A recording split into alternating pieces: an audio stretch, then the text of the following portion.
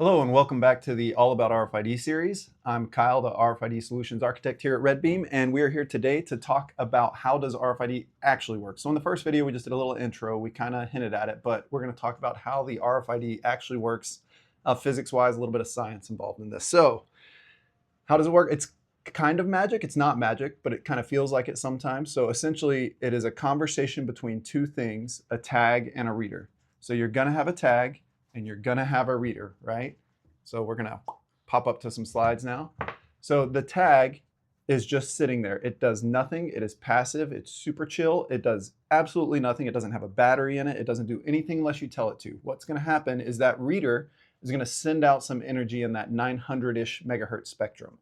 Once that tag absorbs enough energy via its antenna to actually energize that chip's gonna essentially turn on and then beacon back out that antenna its unique ID.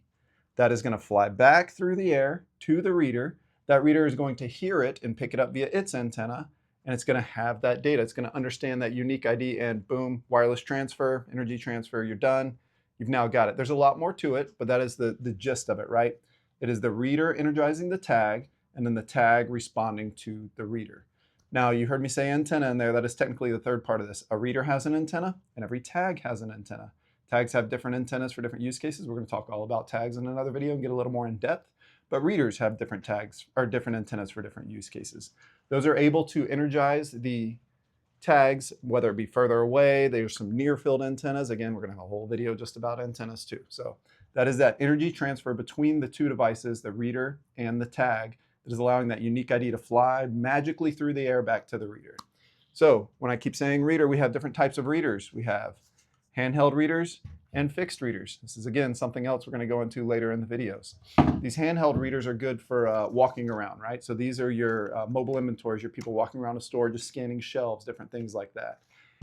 This is your fixed reader. It could be mounted up in the ceiling, but these are, excuse me, these are static, and they're going to be sitting there with antenna cables that are attached to antennas. It could have, this one could have up to 8 antennas on it all across, and it's going to automate a workflow of sorts, right? So it's going to have tags pass under those antennas, get automatically read. Nobody has to do anything. Nobody has to push a button. You can hook up some cooler things like motion sensors and different stuff to turn on reading at certain times, but these are the static ones. You don't carry these around with you. So we said it's in that 900 megahertz spectrum. It's operating technically between 860 and 960 megahertz in the world. Specifically in the US for the FCC, we're in 902 to 928 megahertz. If that means nothing to you, just think about when you were a child, or maybe your parents were a child, depending on how young the crowd is I'm talking to. We had cordless phones, not the corded phones, but cordless phones that we walked around our house with. That spectrum right there, that radio spectrum, that was able to travel through walls, right? So you were able to go 2-3 rooms away in your house before you lost signal on those phones.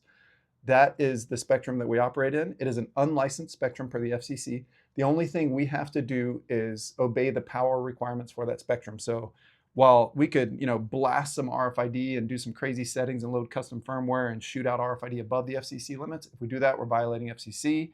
You end up getting in a lot of trouble and fines. So that's the only thing they ask you to do. You can use the spectrum as you see fit, as long as you don't interfere with somebody else's deployment or cross their power limits.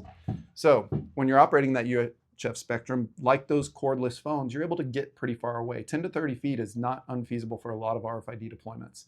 At 10 to 30 feet, we can read hundreds of tags per second.